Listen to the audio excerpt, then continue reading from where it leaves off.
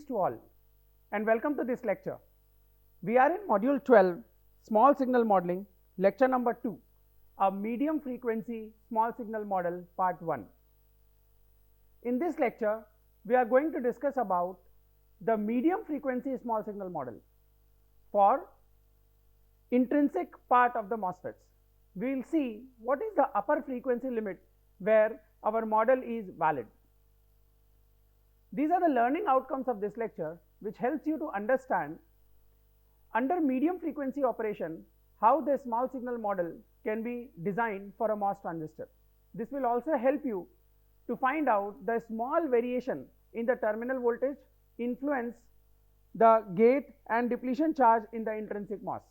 We will see that the terminal voltage variation causes a change in the gate charge as well as the bulk charge. Let's do a quick recap. In previous lecture, we were discussing about the small signal parameters like GM, GMB, GSD in weak inversion. We said that GM can be given by 1 over N IDS divided by phi t, which is less than the GM of BJT given by IC divided by phi t, and 1 over phi t is a Boltzmann limit with which we define that GM for a particular device. Similarly, we said that the substrate transconductance GMB can be given by N minus 1 divided by N into IDS divided by phi t, where N is nothing but 1 plus gamma divided by 2 times of square root phi naught plus VSB. We also found the ratio of GMB by GM and GSD divided by GM, which tells us the effectiveness or the effective control of the body terminal or the source or drain terminal over the gate terminal. Similarly, we have found GSD by simply differentiating the current equation of the weak inversion, which is nothing but IDS is equals to some IDK constant, which includes Im into W by L into this into 1 minus e to the power of minus VDS divided by phi t. We said that if we are going to do a simple differentiation, then the error will be more, and hence we need to include the second order effect. That is what we have included the Dibble effect, mentioning that the threshold voltage due to Dibble is Vt naught minus lambda into VDS, and we extracted the GSD, right, including Dibble effect. Later we said that under all reason current expression we can find GSD and GSS as mu into W by L minus of Q IL dash and mu into W by L into minus of QI 0 dash, where QI 0 dash is the inversion charge present near the source and QIL dash is the inversion charge present near the drain. Later we said that if we include the second order effects like Dibble, velocity saturation, mobility variation, then the model will be much more complex, but it will be much more accurate. Accordingly, we decide that IDS by IZ is a point which helps me to find the reason of operation. If IDS by IZ in this curve is less than 1, then I will be in weak inversion, and if IDS by ID will be greater than 1, I will be in strong inversion. Now let's see what will happen if the frequency in the input signal or in the terminal voltage will be more, meaning we are still considering the small signal variation.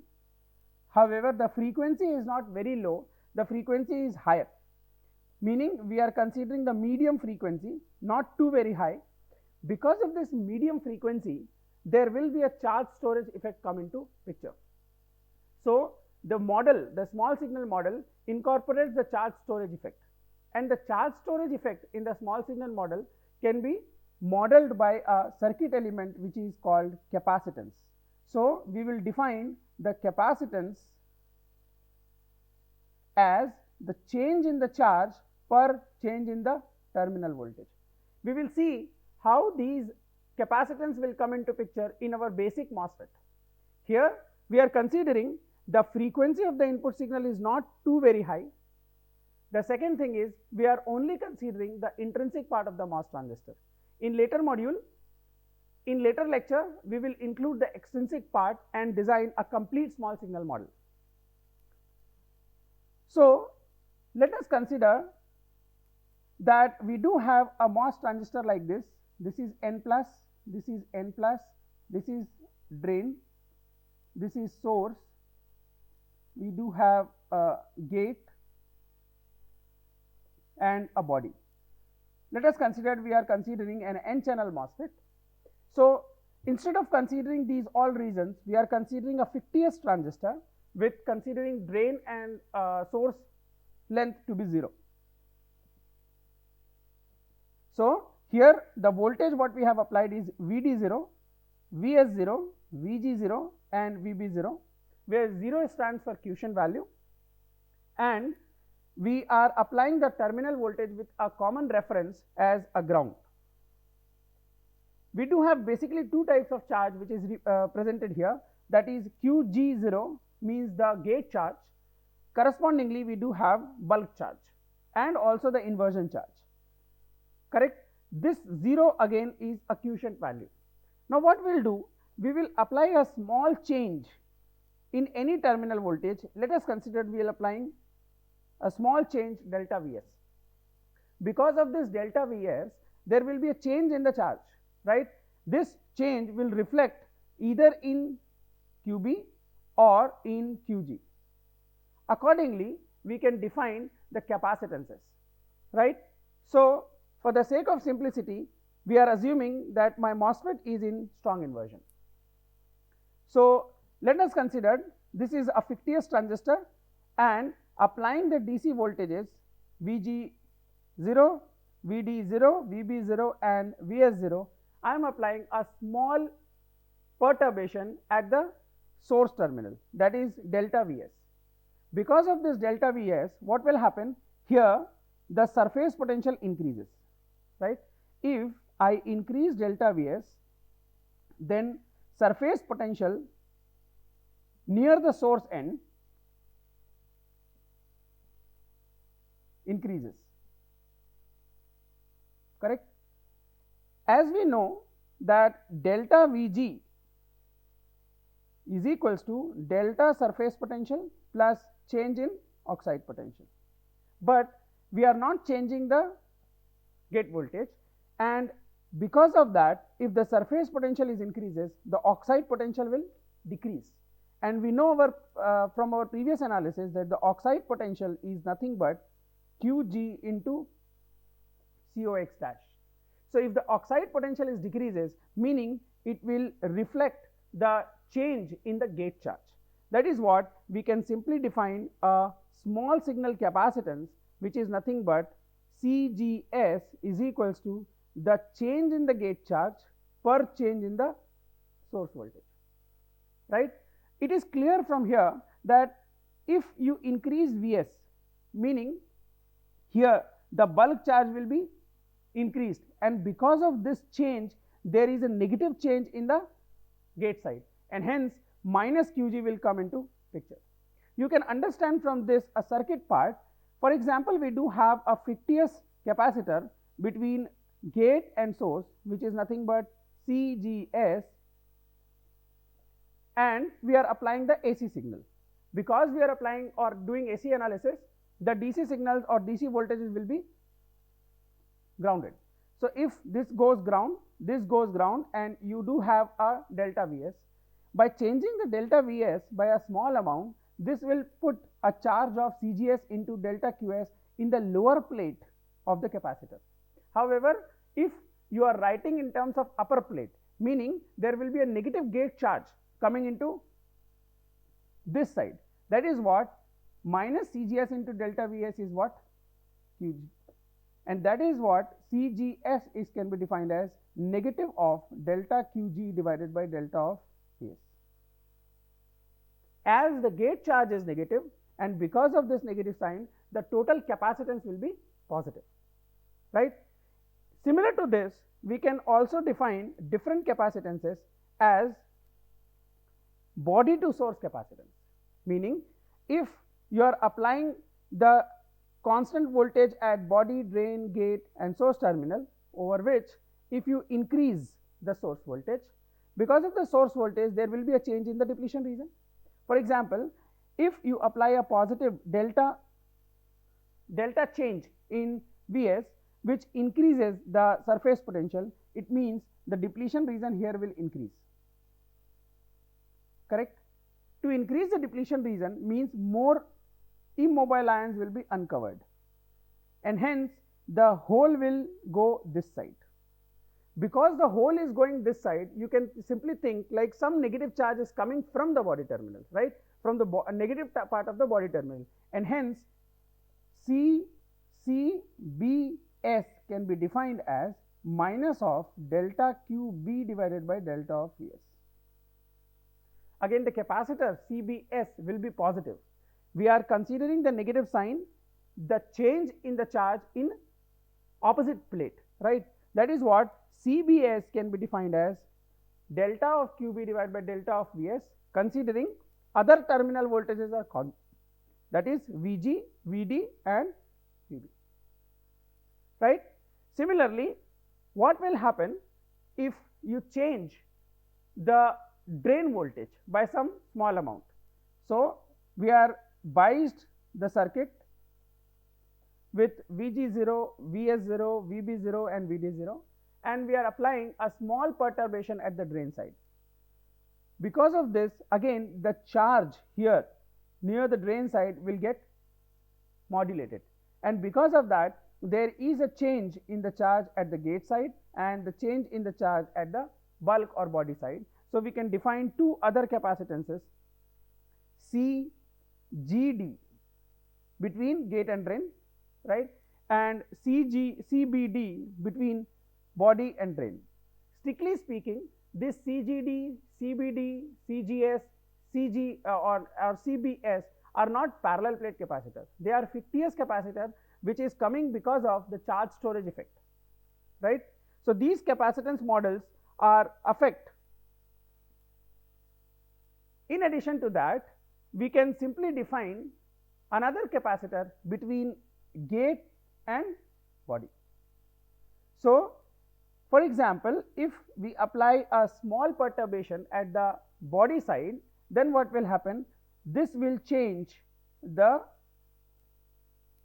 bulk charge by some amount. Because of this change in the bulk charge at the lower plate, it will cause a opposite change in the top plate, which is given by minus of Qg dash. That is what CGB is can be defined as minus of delta Qg divided by delta of Vb, considering all the other terminal voltage will be constant, that is Vg, Vs and Vd. So the change in the voltage causes a change in the charge is can be modeled in terms of capacitances. So under medium frequency operation, we can define the small signal capacitances which are 5 in numbers: CGS, CGD, CGB, CGS and CGD. Now to complete our small signal model, considering the charge storage effect due to medium frequency and without charge storage effect due to low frequency, we can frame out our small signal model between these four terminals, that is gate, drain, body and source. We have seen in our previous lectures that between these terminals we do have conductance and transconductance. For example, between source and drain we do have GSD, which is nothing but delta IDS divided by delta VDS is GSD. Similarly, because of change in VGS, the change in IDS is can be modeled as GM, and GMB is can be defined as delta IDS divided by delta VBS. So in our previous lecture we have seen that this can be modeled by these three elements.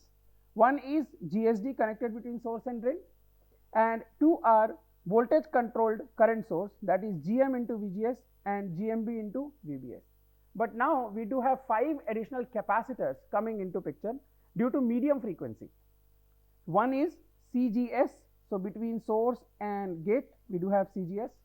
Similarly, we have CBS, CBD, CGD, and between gate and body we have CGB. In this model still we are not considering IG and IB effect. If we consider IG and IB effect, then this becomes much more complex, as we have already seen in our previous lecture how the complexity will increase, meaning you have to include one more voltage dependent current source and more GDS, right, or more conductance between source and body, source and gate, and so on, right. Now the important point here in small signal model is that all the elements are not interfering, meaning the impact of one element is not influence the impact of other. For example, if we are applying a small change in the source terminal, that is delta Vs, the small change in delta Vs causes a small change in bulk charge. In respect, it will causes a small change in gate charge, and hence we can define CGS. But at the same time, the other capacitor will not be influenced because they will get open circuit, right, for DC analysis. So they will not get influenced. That is the assumption, and that is the limit of this model. It means we should define a upper cap of the frequency at which our model is valid. That is what we need to define, the upper frequency limit of the model validity, meaning till what frequency my model is valid, so that I can simply replace my MOS transistor by this small signal model. How can we define the upper frequency? As we know that the transit time tau is equals to L divided by V, where L is the channel length here, right. So the time required by the carrier to move from source to drain is transit time, right. So transit time is defined as tau is equals to L by V, where V is the velocity of the carrier, which can be defined as mu into electric field. And if we consider a saturation condition, it means the VDS is high, then this electric field can be defined as VDS dash divided by L, right. So I can put here and define tau is equals to L divided by mu into VDS dash divided by L. So tau can be written as L square divided by mu into VDS dash, where VDS dash is nothing but VGS minus VT divided by alpha. So tau can be written as alpha into L square divided by mu into VGS minus VT. Now if I want to define the upper cap of the frequency, that frequency is nothing but 1 over tau, so it can be defined as mu into VGS minus VT divided by alpha into L square. This also holds good what we have discussed earlier, that in which region of operation our device is working, what are the parameters of the device, that plays an important role to decide the frequency of operation at which I can define a small signal model, right. For example, if I take 0.1 times of omega naught, so this is a safe zone or safe value for a critical application. If I consider this much value of frequency, then I can simply define my small signal model.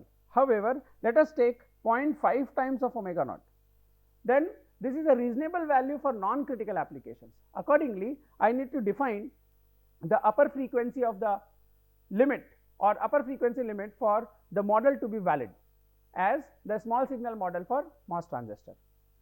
So let me summarize here that in this lecture we have discussed about the medium frequency small signal model, which incorporates the charge storage effect, meaning if the terminal voltage vary with frequency not too low, not too high, and having a small amplitude, then this is called medium frequency small signal model, and the MOSFET can be replaced by the small signal circuit elements in terms of capacitances which incorporate the charge storage effect. So, we have defined 5 important capacitors as CGS, CGD, CBS, CBD and CGB. We incorporated these capacitances in the previously defined small signal model to complete the picture of charge storage effect and charge means without storing the charge. So, we will stop here for today. Until then, take care.